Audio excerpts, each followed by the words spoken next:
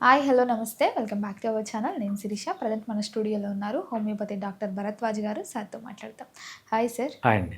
Sir, ఇప్పుడున్న జనరేషన్లో చాలామంది ఎర్లీ మార్నింగ్ లేవగానే బ్రష్ చేయగానే ప్రతి ఒక్కరు తీసుకునేది టీ. సో అట్లా ఎంప్టీ స్టమక్తో టీ తీసుకోవడం ఓకే అంటారా? అదొక ప్రమాదకరమా? టీ అనేది మంచిదండి. టీలో ఏముంటుందంటే మనకు మంచి ఫైటో కెమికల్స్ అని ఉంటాయన్నమాట.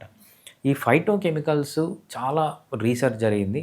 అవి డిఎన్ఏ డ్యామేజ్ కాకుండా చాలా వందల యూజెస్ ఉన్నాయన్నమాట. టీని ఎలా తీసుకుంటున్నాం అనే దాన్ని బట్టి ఉంటుందన్నమాట. ఈ బెనిఫిట్స్ మీకు వస్తాయా లేదా అని. ఫర్ ఎగ్జాంపుల్, మీరు టీ తాగుతున్నారు, దాంట్లో 10 స్పూన్లు చక్కెర వేసుకొని తాగారు. Highly dangerous. అంతకంటే చెడు అలవాటు ప్రపంచంలో ఇంకోటి లేదు.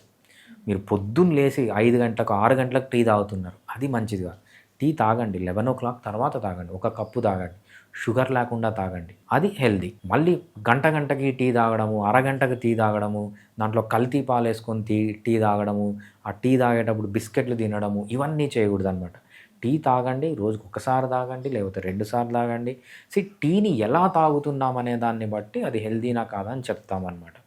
సో బేసిక్గా మనకు లివ్ లైక్ అన్ అనిమల్లో టీ గురించి కంప్లీట్గా ఒక సబ్ చాప్టర్ ఉంది.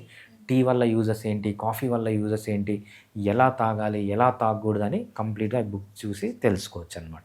సార్, చాలామంది రోజు డైట్ ప్లాన్ అని చెప్పి గుడ్లు తింటూ ఉంటారు హెవీగా, అదే ఒక రిద్ధంగా పెట్టుకొని. మరి రోజు తినొచ్చు అంటారా? ఓకే నా బాడీకి అన్ని ఎగ్స్ తింటా ఉంటే, లేకపోతే అది కూడా ఒక హానికరం అంటారా అన్ని ఎగ్స్ తినడం? చాలామందికి ఒక మిత్ ఉందండి, ఎగ్స్ మంచివి కాదు, దాంట్లో కెమికల్స్ ఉంటాయి, దాంట్లో ఏవేవో కలుపుతారు, దాంట్లో యాంటీబయాటిక్స్ ఉంటాయి, దాంట్లో హార్మోన్స్ ఉంటాయి, దాంట్లో హెవీ మెటల్స్ ఉంటాయి, అన్నీ ఉంటాయని ఏదేదో చెప్పి ఎగ్స్ మంచిది కాదని చెప్తుంటారు. బట్ వేరే చాలా తిండితో పోలిస్తే ఎగ్స్లో చాలా తక్కువ ఉంటాయి.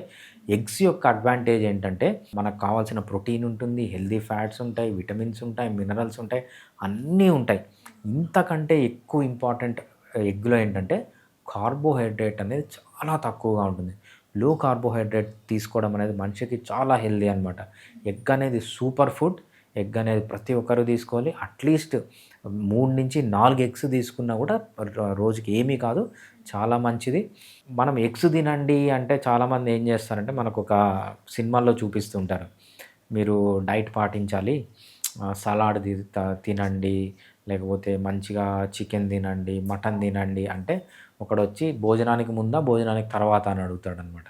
సో ఎగ్స్ తినండి అంటే వేరేవి తగ్గించి ఇవి తినండి అని, అంతేగాని దాంతోపాటు ఇవి తినండి అని కాదు. నేను రోజు హలీం తింటాననమాట. ఒకటి నేనేం తింటానంటే, ఆ రోజుకి ఒక హలీం మాత్రమే తింటాను. పొద్దున టిఫిను, కాఫీలు ఇవన్నీ ఏం లేదు. నేను ఎవరన్నా అడిగితే నువ్వు హలీం తిన్నావా అని అడిగితే తిన్నానండి. ఎన్ని తిన్నావంటే ఈ సీజన్లో 30 హలీములు, రోజుకు ఒక హలీం తిన్నా. వాడేమనుకుంటాడు, అరే ఇన్ని హలీములు తిన్నాడు వీడు ఎందుకు వెయిట్ గెయిన్ కావడం. నేను హలీం తింటే ఏంటంటే ఆ రోజుకు ఒకటే హలీం తింటాను, కొంచెం సలాడ్ తింటాను, ఆ రోజుకంతా తినేది అదే.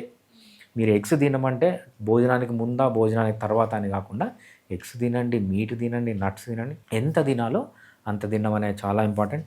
మనకి ఎగ్స్ గురించి సపరేట్ చాప్టర్ ఉంది బుక్స్లో. ఎగ్స్ అనేది ఎంత ఇంపార్టెంట్, ఎగ్స్ ఎప్పుడు తినాలి, ఏ టైంలో తినాలి, ఎటువంటి ఎగ్స్ తినాలని క్లియర్గా ఈ బుక్లో మనం మెన్షన్ చేసామన్నమాట. సో చాలామంది కాఫీ తాగుతూ ఉంటారు కదా, మరి మన శరీరం పైన కాఫీ యొక్క ప్రభావం ఎలా ఉంటుందంటారు ఊరికే తాగుతూ ఉంటే? రైట్. కాఫీ గురించి సింపుల్గా చెప్పాలంటే అడ్వాంటేజెస్ కంటే డిసడ్వాంటేజెస్ ఎక్కువ అనమాట. కాఫీ అనేది ఒక అడిక్షన్, రైట్. ఒక్కసారి కనుక మీరు కాఫీని అడిక్ట్ చేసుకున్నారంటే దాన్ని లేకుండా ఉండలేరనమాట. అది ఉంటేనే మీకు ప్రశాంతత ఉంటుంది. ఎందుకంటే మీ న్యూరో ట్రాన్స్మిటర్స్ని ట్రిగ్గర్ చేస్తుంది, ఎస్పెషల్లీ డోపమైన్ని ట్రిగ్గర్ చేస్తుంది, అంటే హ్యాపీ హార్మోన్. మీ హ్యాపీనెస్ అనేది మీ చేతిలో కాకుండా ఒక కెమికల్ చేతిలోకి ఇస్తారనమాట. అది నెంబర్ 1 ప్రాబ్లం. ఇంకోటి ఏంటంటే కాఫీ అనేది దాంట్లో కెఫైన్ అనే కెమికల్ ఏం చేస్తుందంటే మన బ్రెయిన్లో అడినసీన్ రిసెప్టార్స్ అని ఉంటాయి, దాన్ని బ్లాక్ చేస్తుంది. ఎప్పుడైతే అడినసీన్ రిసెప్టార్ని బ్లాక్ చేస్తుందో నిద్ర రాదనమాట మీకు. కాఫీ అనేది చాలా డిటర్మెంటల్ టు హెల్త్. ఈ 2 ప్రాబ్లమ్స్ వల్ల కాఫీ అనేది మంచిది కాదు. కాఫీ గురించి బుక్లో సపరేట్ చాప్టరే ఉంది. కాఫీ ఎందుకు మంచిది కాదు మొత్తం మెకానిజం క్లియర్గా ఎక్స్ప్లెయిన్ చేశామన్నమాట. ఈ బుక్ చదివిన వాళ్ళకి వెంటనే కాఫీ మానేసిన వాళ్ళు చాలామంది ఉన్నారంట. కాఫీ అనేది ఎటువంటి పరిస్థితిలో మంచిది కాదు. దాంట్లో మనం చాలామంది చూస్తూ ఉంటాం అనమాట, కాఫీ వల్ల ఆ లాభం ఉంది, ఈ లాభం ఉంది. ఇవన్నీ టెంపరరీ లాభాలు. కాఫీ చేస్తే మేము మేల్కుంటాము, చదువుతాము అంటారు. నెక్స్ట్ రోజు నుంచి నీకు కాఫీ లేకపోతే మళ్ళీ నిద్ర రాదు, లేకపోతే ఇంకా మేల్కోలేరు. లేకపోతే కాఫీ మీకు హ్యాపీనెస్ కావాలంటే కాఫీ తాగాల్సిందే, లేకపోతే సిగరెట్ తాగాల్సిందే. అదొక అడిక్షన్ లాగా మారిపోతుందన్నమాట. సో అందుకు ఎటువంటి పరిస్థితిలో కాఫీ అనేది ఎటువంటి అడ్వాంటేజెస్ లేవు. సార్ చాలామంది ఇప్పుడున్న జనరేషన్‌లో ఎక్సర్సైజ్ అంత చెయ్యరు. అంటే ఉన్న హడావిడి లైఫ్‌లో జాబ్‌కెళ్ళాలి, టైం అయిపోతుందని ఎక్సర్సైజ్ స్కిప్ చేస్తూ ఉంటారు. ఒకవేళ స్కిప్ చేయడం వల్ల ఎలాంటి మార్పులు జరుగుతాయంటారు మన శరీరం పైన? రైట్. ఎక్సర్సైజ్ గురించి మనము డిస్కస్ చేయాలి అంటే సపరేట్ పోడ్‌కాస్టే పెట్టొచ్చండి. ఒక 2-3 అవర్స్ పోడ్‌కాస్టే పెట్టొచ్చు. అన్ని అడ్వాంటేజెస్ ఉన్నాయి ఎక్సర్సైజెస్ వల్ల. ఎక్సర్సైజ్ గనక చేస్తే మీ బాడీలో లాభం లేని సిస్టమ్ అంటూ లేదు. ఫర్ ఎగ్జాంపుల్ మీరు రెస్పిరేటరీ సిస్టమ్ తీసుకోండి, హార్ట్ సిస్టమ్ తీసుకోండి, నర్వస్ సిస్టమ్ తీసుకోండి, కిడ్నీస్ తీసుకోండి, రెస్పిరేటరీ సిస్టమ్ తీసుకోండి, ఏ పార్ట్ అన్నా తీసుకోండి పాజిటివ్‌గా ఎఫెక్ట్ అవుతుందన్నమాట. ఏ హెల్త్ పారామీటర్ అన్నా, ఏ టెస్ట్ అన్నా చేపించుకోండి, ఎక్సర్సైజ్ చేసే వాళ్ళలో బెటర్ రిజల్ట్స్ వస్తాయన్నమాట. ఒక సెల్ దగ్గర నుంచి, ఒక టిష్యూ దగ్గర నుంచి, ఒక ఆర్గాన్ దగ్గర నుంచి, ఒక ఆర్గాన్ సిస్టమ్ దగ్గర నుంచి హోల్ హ్యూమన్ బాడీ వరకు ఎక్సర్సైజ్ అనేది చాలా బెనిఫిట్స్ ఇస్తుంది. నంబర్ 1 బెనిఫిట్ ఎక్సర్సైజ్ వల్ల ఏంటంటే డైరెక్ట్‌గా మీ లైఫ్ స్పాన్ అనేది పెంచుతుంది. మీరు ఎక్సర్సైజ్ చేయకుండా 60 ఏళ్ళు బతికితే, మీరు రెగ్యులర్‌గా ఎక్సర్సైజ్ చేస్తే 80 ఏళ్ళు బతుకుతారంట. 20 ఏళ్ళ లైఫ్ స్పాన్ని ఎక్సర్సైజ్ అనేది పెంచుతుంది. మనకి బుక్‌లో ఎక్సర్సైజ్ అనేది మేజర్ చాప్టర్ ఉంది. థర్డ్ చాప్టరే ఎక్సర్సైజ్ అనమాట. దీంట్లో ఎన్ని రకాల ఎక్సర్సైజెస్ ఉన్నాయి, ఏ ఎక్సర్సైజెస్ చేయొచ్చు, ఏ ఎక్సర్సైజెస్ చేయకూడదు, ఏ టైంలో చేయాలి, ఏ టైంలో చేయకూడదు అని క్లియర్‌గా ఈ బుక్‌లో మెన్షన్ అయి ఉంటుందన్నమాట. సార్ ఇప్పుడున్న లైఫ్ స్టైల్‌లో చాలామంది జాబ్స్ చూసుకుంటే సాఫ్ట్‌వేర్ సైడ్ అయినా ఏ ఫీల్డ్‌లో ఉన్నా మినిమమ్ ఎళ్ళిన 8 అవర్స్, 6 అవర్స్ కూర్చొనే జాబ్ చేయాలి. మరి అలా కూర్చొని చేయడం వల్ల వీళ్ళకి ఏదన్నా ప్రమాదకరం అంటారా జీవన శైలి ప్రకారంగా చూసుకుంటే? రైట్. డెఫినెట్‌గా అండి. మనం పాస్ట్‌కెళ్ళినప్పుడు మనం ఎప్పుడైతే అడవుల్లో బతికేవాళ్ళమో ఏ మనిషి 6 గంటలు కూర్చోలేదు. పొద్దున 7:00కో, 8:00కో లేసేవాడు. 10:00కో, 11:00కో హంటింగ్ పోయేవాడు.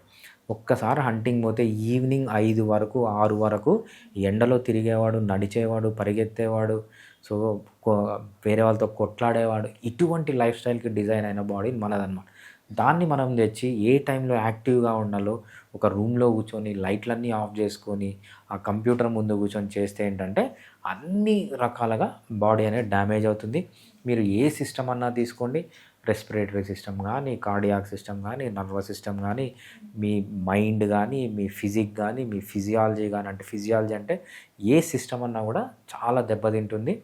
సో, ఎక్సర్సైజ్ యొక్క ఇంపార్టెన్స్, ఏ టైంలో ఎక్సర్సైజ్ చేయాలనేది ఈ బుక్‌లో క్లియర్‌గా ఇచ్చామనమాట.